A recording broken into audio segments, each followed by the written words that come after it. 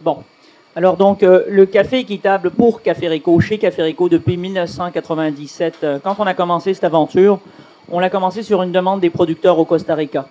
Il y avait un malaise dans la société en général, on avait surpollution, surexploitation, c'est la pompe à endettement pour les producteurs dans le sud.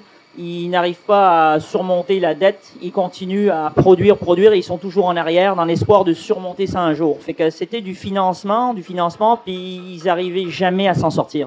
Donc, le commerce équitable est arrivé avec l'idée d'un prêtre qui travaillait avec eux en 1980. Il a décidé de renverser le capitalisme, de renverser le commerce international, de proposer quelque chose de nouveau. Il a eu beaucoup d'embûches, mais depuis 1980, ça a marché. Et le commerce équitable, c'est un chapitre dans tout ça. Faire attention à l'environnement, faire attention aux communautés, distribuer la richesse, payer les gens mieux, faire attention à la nature et acheter les choses de façon plus raisonnable.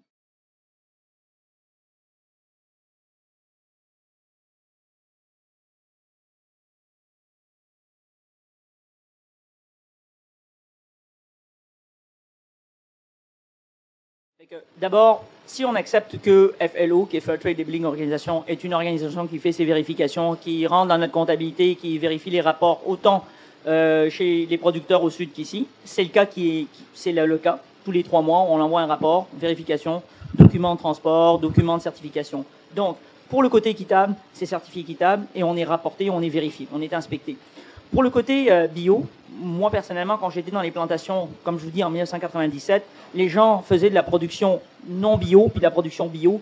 Il a fallu décontaminer des sols parce qu'on savait très bien que on utilise beaucoup d'eau dans le lavage du café. Si c'est la méthode lavée, on épand beaucoup de pesticides. Fait que c'était impossible pour moi de concevoir qu'on allait boire ça avec les poches de produits chimiques que je voyais dans les hangars. Donc, on a proposé une conversion progressive. En disant, au bout de 10 ans, on a réussi, parce que ça prenait 3 ans pour décontaminer les sols. Aujourd'hui, on a des certificats qui sont vérifiés par des organisations, le Conseil d'accréditation des appellations du Québec. Fait qu'on ne peut pas passer de la matière première qui n'est pas certifiée bio. Et moi, personnellement, je ne boirais pas autre chose que ça. C'est bon?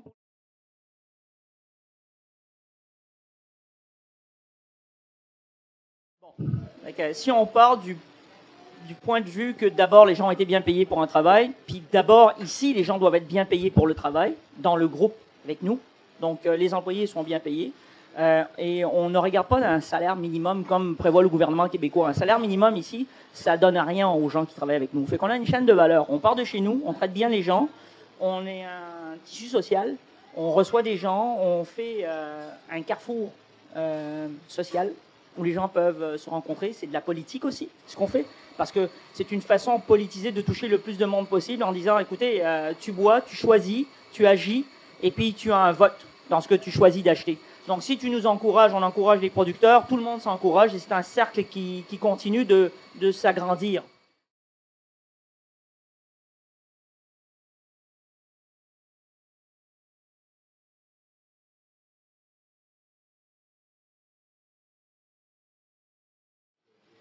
On s'en fout complètement maintenant. On n'a même plus. C'est pas un avantage concurrentiel de dire qu'on est équitable. Tout le monde est équitable. Donc ça donne quoi?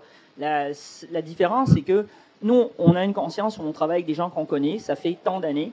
Et je sais qu'il y a d'autres aussi qui font un bon travail comme ça. Plein de gens qui font un bon travail consciencieux, qui soient vérifiés ou pas par l'entité de FLO, ça je ne le sais pas. Mais je sais qu'il y a des gens qui le font tout simplement pour la conviction. À partir de ce moment-là, on fait un bon achat, on le travaille bien, on le torréfie bien, on le propose à un prix raisonnable aux consommateurs, parce que on est équitable avec les producteurs, mais on est équitable avec les consommateurs aussi. On n'est pas pour abuser des consommateurs parce qu'on a fait un bon geste. Donc, il faut être cohérent sur toute la ligne. On achète bien, on transforme bien, le mieux possible, et on le vend le plus accessible possible à tout le monde. La preuve,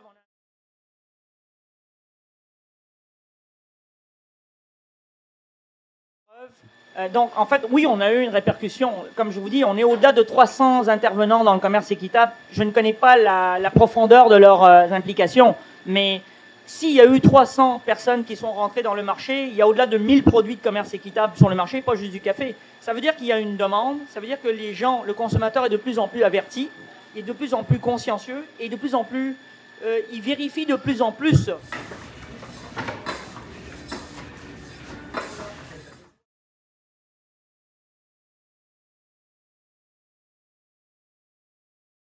Les gens d'ici, mais on est impliqué dans tous les organismes communautaires. On fait beaucoup d'interventions, on fait beaucoup de financement. On donne au-delà de 400 kilos de café par mois à toutes les organisations qui, eux, ont un travail au niveau psychologique, ont un travail au niveau sortir les gens, au niveau de l'insertion sociale, au niveau de la discrimination, au niveau des femmes. Donc, on est associé à plusieurs organisations et parce qu'on est fort financièrement, on n'a pas besoin d'attendre en ligne qu'on nous donne des fonds. Nous, on redistribue nos fonds. Donc,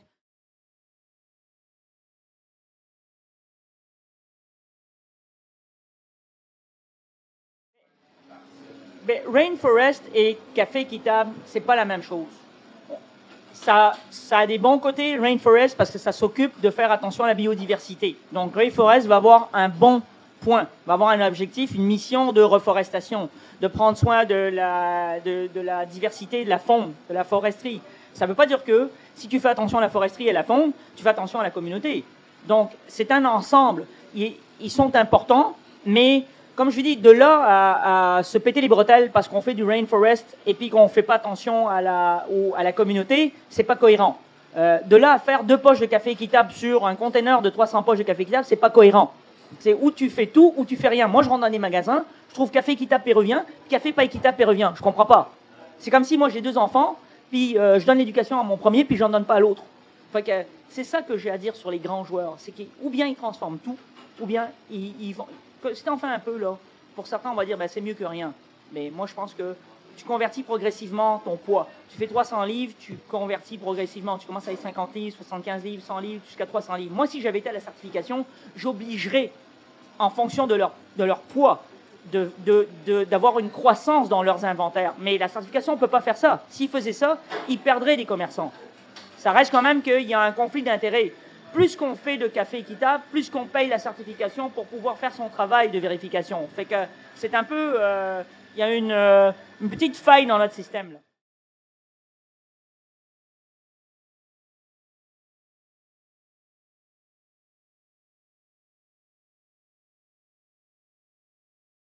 là. Nous, tout ce qu'on peut remarquer, c'est qu'on attire plus de clients. Est-ce qu'on les prend chez Starbucks ou pas, je ne sais pas. Il y a une chose est sûre, c'est que parfois des gens arrivent ici, puis ils font le lien entre le prix de leur café ailleurs, puis le prix de leur café ici, puis ils se disent, mais moi je vais plus là-bas, puis je vais venir ici. Qu'ils viennent de chez Starbucks ou ailleurs, on gagne les clients d'ailleurs. Est-ce que leur mentalité, est-ce qu'ils viennent ici parce que c'est équitable? Non. Quand ils quittent les autres, ils viennent ici, c'est pas parce que c'est équitable. Puis ils découvrent que c'est équitable, puis que c'est bio, puis c'est tant mieux pour eux. C'est un plus, mais c'est pas pour ça. Ils viennent ici parce que c'est bon, ils goûtent, et parce que c'est raisonnable. Mais oui. Donc là, ils font la différence. Ils disent, hey, moi, ça fait des années que j'ai acheté ça. Ça me coûtait 15 pièces la livre. Puis tout d'un coup, j'arrive ici, j'ai un prix d'étudiant. Ça me coûte 9 pièces la livre, c'est bio, puis c'est certifié équitable. Fait que dans l'ensemble, j'ai jackpot. C'est ça qui arrive. Est-ce que la clientèle qui va chez Starbucks vient ici?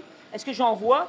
Parfois, quand je vois le profil du client qui sort de ces Starbucks, là, mettons, je regarde sa face, je me dis, oh, tu peux comprendre qu'il aille chez Starbucks, chez Tim Hortons, ça, c'est le café qu'ils vont chercher. Puis si par hasard, tu leur donnes une tasse de café de chez nous, s'ils comparent, ils vont venir ici après. Mais s'ils n'ont pas été sensibilisés à goûter autre chose, ben, ils ne vont pas voir la différence. Ils prennent une bonne tasse de lait au café, puis ça fait leur affaire. Quand ils découvrent le café au lait, ben, ils se rendent compte qu'il y a une différence.